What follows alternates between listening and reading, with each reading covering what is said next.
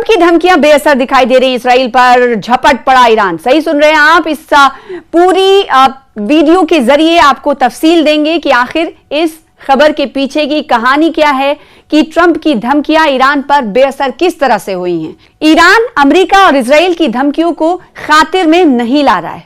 Trump की ताजा धमकी के बाद ईरान ने इसराइल पर मिसाइलों की बारिश कर दी है। ईरान के हमले ट्रंप के जंग जीतने के दावे की कलई खोल रहे हैं। ईरान अमेरिका और इसराइल की धमकियों को खातिर में नहीं ला रहा है। ट्रंप की ताजा धमकी के बाद ईरान ने इसराइल पर मिसाइलों की बौछार कर दी। ईरान के हमले ट्रंप के जंग जीतने के दावे की कलई खोल रहे हैं। जैसा कि हमने आपसे कुछ देर पहले आपको कहा, कौम से खिताब किया, ट्रंप ने क्या कहा यह भी आपको बताएंगे। ट्रंप ने ईरान की अस्करी सलाहियतों को तबाह करने और बहरिया को भारी नुकसान यानी नेवी को भारी नुकसान पहुंचाने का दावा किया। ट्रंप ने आज 20 मिनट का खिताब किया और कहा कि हमने बहुत हद तक ईरान को नुकसान पहुंचाया है। IRGC पर कंट्रोल पूरी तरीके से खत्म हो गया है। वहां की बहरी ताकत को हमने कमजोर कर दिया है। साथ ही साथ वहां कहा कि वहां की फौज को नुकसान हमने पहुंचाया है। लेकिन इनके दावे के बाद ही ईरान ने इसराइल पर मिसाइल हमले कर दिए। हमलों की नई लहर के पेश नजर इसराइल में सायरन बज उठे। मीडिया रिपोर्ट्स के मुताबिक शुमाली इसराइल में, नॉर्थ इसराइल में मुख्तलिफ मकामात पर सायरन बजे और जो लोगों से महफूज मकामात पर मुंतकिल होने का इशारा करते हैं। ट्रंप जंग जीतने का भले ही दावा कर रहे हों, उनके दावों के मुताबिक ईरान की फौजी सलाहियत भी खत्म कर दी गई है। लेकिन इसके बावजूद ईरान की जानिब से इसराइल और अमरीकी असासों पर हमलों का सिलसिला जारी है।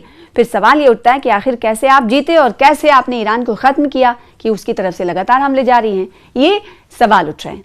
उधर अमरीका और इसराइल ने भी ईरान पर हमले किए हैं। मीडिया रिपोर्ट्स के मुताबिक इन हमलों में साबिक ईरानी वजीर खारजा कमाल खराजी शदीद तौर पर जख्मी हुए हैं। उन्हें अस्पताल में दाखिल करा दिया गया है। इस हमले में उनकी अहलिया हलाक हो गई हैं। खराजी ने 1997 से 2005 तक ईरान के वजीर खारजा के तौर पर खिदमत अंजाम दी और बाद में आयतुल्लाह अली खामनई के मुशीर के तौर पर भी खिदमत अंजाम दी। अली खामनई की वफात के बाद वो नए सुप्रीम लीडर मुश्तबा खामनई के साथ खारजा पॉलिसी के मुशीर के तौर पर मुंसलिक हैं। खराजी ईरान में एक निस्बतन मुअतदिल शख्सियत समझे जाते हैं। तो अंदाजा लगाया जाता है जहां ट्रंप के आज के होने वाले बयान या संबोधन पर निगाहें टिकी हुई थी, लेकिन लोगों को ऐसा लग रहा है या फिर जो माहिरीन हैं उनको ये ऐसा उनके खिताब से के तनाजुर से बात ये सामने आई कि ट्रंप की बातों में शायद कुछ दम नहीं, लेकिन कुछ माहिरीन का ये मानना है कि ट्रंप ने जो बात कही है उसके अंदर खाने बहुत सारी चीजें चल रही हैं। बूट्स ऑन फील्ड की बात हो रही है। यानी ट्रंप ने कहा कि बहुत हद तक हमने ईरान को नुकसान पहुंचाया है, जो कुछ बाकी रह गई हैं उनको भी हम नुकसान पहुंचाने का हदफ रखते हैं और इसीलिए और आगे दिनों तक खतरनाक आने वाले दिनों में जंग मोड़ ले सकती है।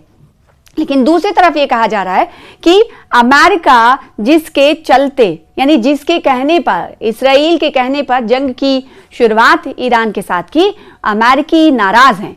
तो कुछ माहिरीन का ये कहना है कि जो ट्रंप का खिताब था वो दरअसल डोमेस्टिक था, इंटरनेशनल कुछ नहीं था, लेकिन वैश्विक स्तर पर इसका असर पड़ रहा है। तीनों ममालिक के दरमियान जो लड़ाई चल रही है, अलग अलग कारोबार मुतासिर हो रहे हैं, लोग मुतासिर हो रहे हैं, लोगों की जेब पर असर पड़ रहा है और अफरा तफरी का आलम भी मच रहा है। ऐसे में ये सवाल उठ रहा था कि क्या ट्रंप आज जब खिताब करेंगे तो क्या ये माना जाए कि वो सीज फायर का ऐलान कर सकते, लेकिन ऐसा नहीं हुआ। उन्होंने कहा कि जंग जारी रहेगी।